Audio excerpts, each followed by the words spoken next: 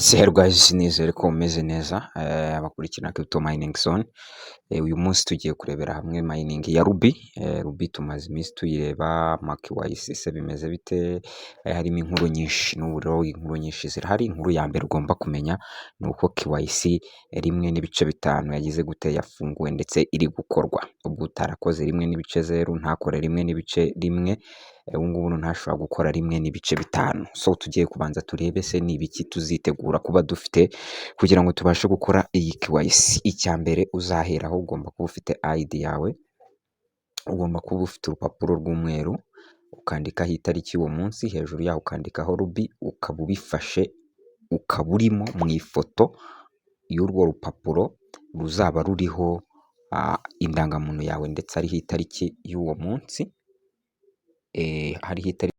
Ikindi ugomba kumenya ni uko irishyuzwa ariko izishyuzwa amarubi atari make, kuko amenshi ni amarubi 12, amakeya ni amarubi 4. Ayo ni amarubi azaturuka kuyo twamayininze. Murabizi ko iyo umuntu abone irubi rimwe kuntu biba bigoye, ariko nyine niyo bashyizeho mu gihe abambere bo bazikoze ku buntu, ariko amahirwe nuko batari kudusaba izindi coin, bari kudusaba izabo. Ubu urumva bimeze nka antene. Kurikirana rero ntagire ikigucika na kimwe. Icy'ingenzi banza ukore like, subscribe, share, comment kuri no YouTube channel yacu. Reka mbanze mining, harimo n'abatabazi ku mininga. Ubu ku mininga tugiye gukanda hehe? Tugiye gukanda muri iyi button iri ku breaking. Niturangiza tukandeho batuzanire gucuzinga mining pool. Barazana mining pool ni nk'igihugu bari buduhereze kugira ngo tumining. Yes, murabona ko rero hajemo mining pool zitandukanye. Ushobora guhitamo meto nkuko mubibona hano, ushobora guhitamo iyi meto global, yaba water yaba meto global, ariko rero ko iyi water yo nta available, ntago ari ntimuzabitindeho, si ngombwa cyangwa uzahitemo icyo ushobora no kwitira mu Rwanda, nta kintu biba bitwaye. Then ugahitamo for example, reka duhitemo Rwanda tuba ariyo dukorera biroding. Tuzabireka biroding, niko tumayininga muri Ruby, tubirindire bitewe na network. So tuzakanda hano kuri agree, yuko imibare bari kuduhereza itavuze ukuri. Niturangiza dukande agree tubyemeze. Ubu mining yacu murareba ko tugize gute, mining turayitangiye. Sorry gato, amatangazo yaho nayo ntaba yoroshye. Yes, noneho murareba ko hano tuhise duhingukira muri announcement, ariko tutarabigiramo nari nkibereka kuri mining. Ubu ni mining nkuko mubibona, ni hano tuzaza tugire gute.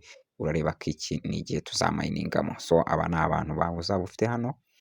So aba nabo ufite nk'ibisanzwe, izi ni izo ugejejemo. It's so simple. Amatangazo ngaha uzayareba n'ibindi. Ahubwo iki tujyanye kutureba, tukandira kuri discovery, then niturangiza tujye mu gice cya announcement. Tubanze turebe ese bimeze bite ku bijyanye na KYC. Iyi KYC turaza dukande hano muri guide, tubanze turebe summary. Ntabwo ndi bubitindeho, turagenda tureba summary, aho bavuga ati uburyo abantu bazayobora n'uburyo babonamo ubufasha. So muri ubwo bufasha rero harimo introduction cyangwa se intangiriro kuri KYC ya 1.5. Harimo uburyo bwo kuyitegura, ese nzitegura gute mbere yo kuyijyamo. Harimo kuyikora intambwe ku yindi, ndetse harimo no kuba wasaba ubufasha mu gihe byabaye ngombwa. Ubwo ni uduce tune tugiye kurebaho twihuse. Turareba ibyo bice uko ari 4. Yes, twihuse tugiye guhera ku gice cya mbere, aricyo kimubona hano. Ese ni ibihe, ni iki twabumenya cyangwa se ni iyihe ntangiriro twamenya kuri KYC 1.5 iri worldwide, noneho yihuje isi yose. So nkuko mubizi rero habayeho gutora, abaho gutora hagati ya KYC 2.0 na 1.0. Abantu benshi bahisemo 1.5, not 1.0, 1.5 niyo abantu bahisemo. So ubwo rero akaba ariyo mpamvu ariyo aho zari zitandukaniye, nuko 2.0 uko bayivugaga yari kuza iri final ikanihuta kurusha iyi ya 1.5. Iyi ya 1.5 izaza mbere, ariko ntago izihuta nkuko 2.0 yari kubiri kwihuta. So ni naho tuza kubona ko hagiye harimo imbogamizi zindi zigiye zitandukanye. So baravuga ko iyi KYC 1.5 izaba ari nka document verification, ndetse bakavuga yuko iyi 1.5 dushobora kuyikora tukazakora na 2.0 kuko 2.0 niyo yari kuza ikombayininze byose. So iyi ngiyi rero murareba ko ari nka document, murareba Crypto ko Mining Zone. Subscribe, share, like, and comment. Watch full video for understanding. Thanks. iyi ngiyi izaba ari ijyanye na document. So nuvuga ngo izamara mu gihe cy'ukwezi byibura, hazakorwa verification ziri hagati y'ibihumbi 20 n'ibihumbi 30. So iriya KYC 1.0 yari free ndetse na 1.1 yari free. Iyi ngiyi yo ni fee based, aho izaba yaprayinze mu buryo butatu bwo kubika. Harimo priorite ya mbere, aho umuntu azaba agize gute ashobora gukora KYC igahita yemerwa mu masaha 4. Uwo muntu ushaka ko KYC yemerwa mu masaha 4, ndetse hakaba harimo kuba bamuripotingira amayera ye menshi yazamo, nkuko muri kubibona hano, azishyura amarubi 12. Turaje tubirebe, yes, ariko turabigeraho hano. So iyo ngiyo rero niyo tugiye kureba bwa mbere. Priorite ya mbere ni uvuga ngo izajya ikorwa mu masaha 4 birangiye, ndetse habeho report, ndetse report ibayeho mu mayerera ashobora kuba muri iyo KYC zibe zasubizwamo inshuro 5. Mu gihe byanze bazajya bamusubiza ibye mu gihe cy'amasaha 4. KYC n'uvuga ngo ishobora kwanga, iyo yanze bazaba bagerageza inshuro 5, nibikomeza kwanga bagusubize rubi zawe bari bakase. Priorite ya kabiri ni ukuvuga ngo bizajya biba mu gihe cy'umunsi 28. Ikindi naho bazajya baguha inshuro 3 zo gukora cyangwa se zo gucekinga errors, zo kugerageza iyo KYC. Mu gihe byanze nabwo bazajya bayagusubiza mu gihe cy'amasaha 28. Priorite ya gatatu yo izaba ikorwa mu minsi 7, ndetse baripotinge inshuro 2, ndetse banakore banafixing ibyo bibazo bishobora kuba reported inshuro 2. Byanze ntabwo bazajya bagusubiza izo rubi. Twihuse reka turebe hano, turebe uburyo bihagaze, turebe ngo bihagaze bite. So baravuga yuko rero ibiciro bihagaze. Priority na mbere ni amarubi 6, priority ya kabiri 8, priority ya gatatu 2. Abo ni abantu bari global, ariko abo muri Vietnam by'umwihariko priority ya mbere ni 12, priority ya kabiri ni 8, priority ya gatatu 8. Yes, byumvikane ko twebwe ubwo ushaka kwizihuta azarekura amarubi 6, kuko twe tubarirwa muri global. Nushaka kujya muri priority ya kabiri azarekura rubi 4, nashaka kujya mu ya gatatu azarekura rubi 2. Then buryo tuzategura rero ibipapuro byo kugira tuyikore, uzategura indangamuntu yawe cyangwa se pasiporo ikuranga. Nurangiza uzategura izo fee method arizo za rubi. Ushobora kuzishyura ku giti cyawe, cyangwa se ugahamagara umuntu ku ruhande akakwishyurira, ukabwira inshuti yawe ikakwishyurira, cyangwa se ukagira gute ukabyikorera wowe ubwawe. Uza preparinga priority level iyo ariyo ushaka. So mu gihe hari inshuti zawe, ni ukuvuga ngo the balance in their wallet must be larger than the fee they will pay on your behalf. Ni ukuvuga ngo umuntu agomba kuba afitemo nyinshi kurusha izo afitemo niba agiye kugukorera. 3, tugiye kureba uburyo tuzaperforminga iyi KYC. Iyi KYC se tuzayiperforminga gute? Nabivuzeho uburyo tuzabiperipayinga. Wafashe ya ndangamuntu yawe, ufashite n'urupapuro, then uzafata selfie ufashe urupapuro rwanditseho itariki, hejuru hariho ijambo rubi, biri imbere ku gatuza, wifotore iyo selfie. Byumvikana? Then uburyo tuzayikoramo rero, uburyo tuzayikoramo murabibona hano. Ni ukujya hehe? Ni ukujya muri rubi mining, ukajya kuri profile, ukajya user verification. Aka ninjya gusoza ndakabereka, ugaselectinga KYC, then ugahitamo condition 3 nizo ugomba kuba ufitemo. Yes, nyuma y'izo condition ni izihe rero? Ugomba kuba byibura warashyizeho information zawe zikuranga mu gihe cy'iminsi 30 ihise. Ugomba kuba waramayininze byibura iminsi 20. ugomba kuba ufite na invitation iguhamagarira kuyikora, kuko si bose bayibona. Bohereza hagati y'igihumbi ndetse n'ibihumbi bigera hagati y'ibihumbi, yes ni igihumbi n'ibihumbi bingahe, ni igihumbi, yes igihumbi, ni ukuvuga ku munsi bohereza hagati ya 600 n'igihumbi, yes nibyo, 600 n'igihumbi nibo boherereza. Izo invitation nizo zoherezwa buri munsi randomly, cyangwa se nta kuhitamo ngo igihugu iki n'iki, mu buryo bugera kuri bose. So izo condition rero ubwo mubanze murebe ko mugize gute, izi conditions muzujuje.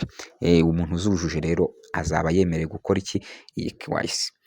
So then dore ngibi hano uburyo tuzabigenza, uzakonfaminga data,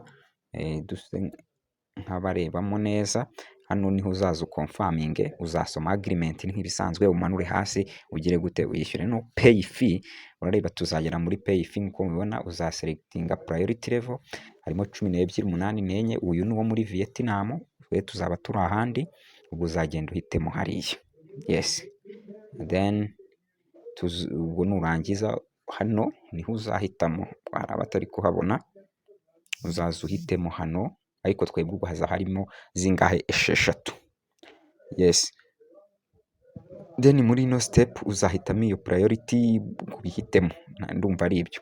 Then mu gutanga amakuru rero uzaza wuzuzemo identification nk'uko mubibona hano, uzaza wuzuzemo identification, uzuzuzemo, uzahera hano wuzuzemo identification, nurangiza hano ushyiremo indangamuntu zawe nk'ibisanzwe.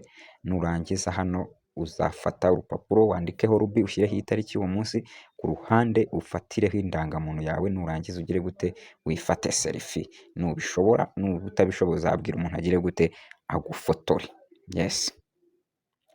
Ubwo nuko nguko, ahangaha ndakeka muhumvise, muhiteho. Ubwo nubu urabanza ukuzuza information zawe ukigeramo, warangiza ukauploadinga imbere n'inyuma icyangombwa cyawe, warangiza ugafata na selfie iri ku rupapuro rw'umweru, hariho indangamuntu yawe, handitseho Ruby, hariho n'itariki y'uwo munsi, warangiza ukifata selfie. Byumvikane, yes. Then uzategereza result nk'uko mubibona hano, uzajya mutegereza ikiriza result. Then barakubwira ko KYC izaba updated by validator. Abavalidator ni abantu bakoze KYC bwa mbere, bashobora kugira gute, kuzikora. So baravuga ngo if an error occurs, you will still have several error correction attempts before KYC is rejected. If rejected, you can perform another KYC round. The previous fee will not be refunded. Ngo mu gihe uzabona idakunze cyangwa habayemo error, uba ugomba kugira gute, uba ugomba kuzajya ubivuga ukabireklama kugira ngo babisubire, uko twabonye ko uzaba wemera inshuro 5, inshuro 3 n'inshuro 2. Byakwanga hamwe ukayasubizwa, ahandi ariko mu gihe bya failinze ntabwo uzajya ugira gute, uyasubizwa. So urareba ko umuntu umwe bezajya bamubwira ko KYC ye yemewe, ngiyi hano KYC yemewe, hano yanze. Ubu hano izaba igize gute, izajya iba yanze. Ahangaha izajya iba yanze, mu gihe hano izajya iba yabaye correct. So nubwo buryo tuzayikoramo iyi KYC. Then uburyo tuzabonamo support, barakubwira ko muri KYC uburyo bizagenda harimo gusoma guide. Ugomba kubanza ukareba ko ibintu byose wabisomye. Iyi summary nguhaye ntiwihutishe video, iyirebe neza uyirangize ubyumve, utazaza umbwira ngo byanze. Banza uyirebe usome neza, nicyo baheraho. Banza usome iyi guide cyangwa se iki kintu kikuyobora, iyi nyandiko nyobora, banza uyisome neza. So then mu kureba ubufasha, ngo harimo chat groups or lab discussion groups that you know of. Ngo ushobora kujya mu magurupe yabo, harimo indimi zitandukanye, ukaba wasaba ubufasha. Ikindi banatanze email ushobora kubandikiraho, ngiyi hano muyifate muyimenye mu gihe waba wishyuye Ruby zawe ariko KYC yawe ikazamo ikibazo. Ni ukuvuga ngo uzabandikira kuri ino email muri kubona hano. Iyi email iri hano niyo tuzakoramo, tuzabandikira. Ngiyi hano yitwa support@ruby.click. Iyi ngiyi niyo tugomba kuzabandikiraho mu gihe byanze. So ask for help, urareba uzaza muri share or QR, iyo address mukibuka za address zanyu mwari mwarafunguye z'ama wallet yanyu, nyabuneka mube muzibuka. Ngizi zose nyine mukabimenya. So then iyi KYC 1.5 izatuma habaho gusharinga payment request, ni ngo icyo gihe mushobora no kujya muri ya black market mukabasha kugira gute kuverifyinga your transactions. So ndumva mu buryo buri summary ni ibi nababwira kuri Ruby, then ndabakurikizaho video noneho turi gukora iriya KYC. Nzakoresha iyo mu masaha 4, wenda niyihuta muri WhatsApp group nzahita mbabwira nti dore byakunze. So ciao rero, yari wa muhungu wanyu Methode nk'ibisanzwe kuri Crypto Mining Zone. Nakagaruka, niyo channel ushobora kurebera updates zitandukanye kandi zisobanutse. Abantu nimba ufite abantu winjije muri mining runaka ukabona video, why not utayibahereza ngo barebe, bahereze barebe, ntacyo biba bitwaye. Ciao.